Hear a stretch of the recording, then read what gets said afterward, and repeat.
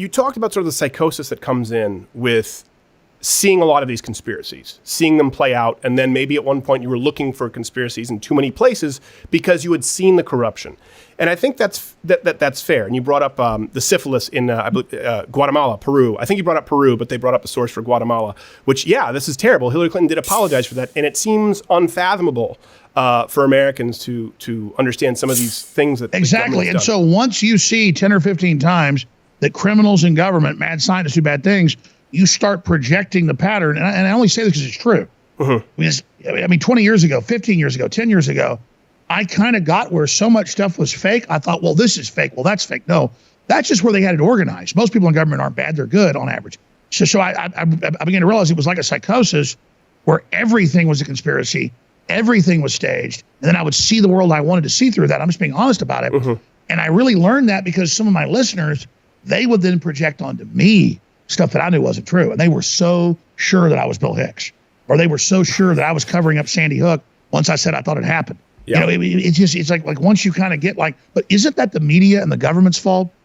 And that they lie so much, they've been caught lying so much that once they've been caught, you can't blame people anymore. I mean, if I lied to my kids all the time, and then I told them the truth about something, I said, hey, you got a new bicycle out there in the yard, or I got you a new motorcycle, or I got you a new skateboard. And I'd lied to them 50 times. There was never a skateboard out there.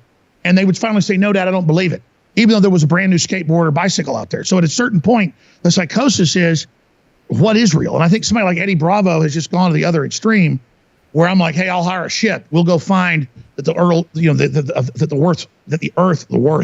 earth is round. Yeah. And at a certain, and he just says, oh no, it's flat. I'm not going to look into it. Well, at a certain point, he's kind of like gone, you know. Because you just brought up the Bill Hicks thing, and I got to say, it's a very entertaining conspiracy. You do look strikingly like Bill Hicks. Like, if someone were to say that you were related, I would say, oh, okay, I believe it. For example, if you were like a brother or an uncle. But here's the thing. Of course, I don't believe in that conspiracy. Let me be really clear.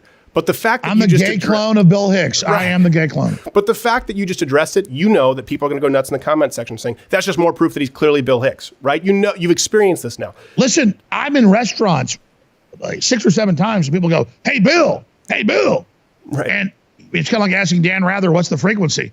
And when you finally turn around because someone's yelling, hey, Bill, they go, I knew it. Right, yeah, exactly. And you're now, are you ever concerned, since now you've experienced it, that you've maybe done that in the past with a conspiracy where you've sort of seen confirmation bias, where someone was trying to say, no, this isn't true, and maybe you did that? Yeah, that's what it is. It's confirmation bias, because you've seen Operation Northwoods and Gladio and Gulf of Tonkin and blah, blah, blah, and then you see Smollett.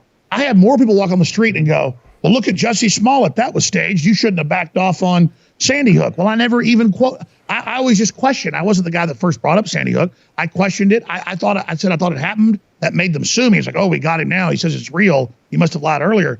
But like Jussie Smollett, like I mean, how many of these hate crimes are fake? So then when there's a real hate crime, if I question it, am I saying hate crimes don't happen? No.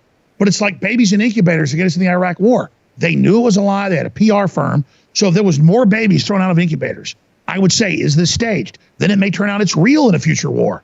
And then I'm like, okay, I'm sorry, but I had to question. See how it kind of, I say it's a psychosis.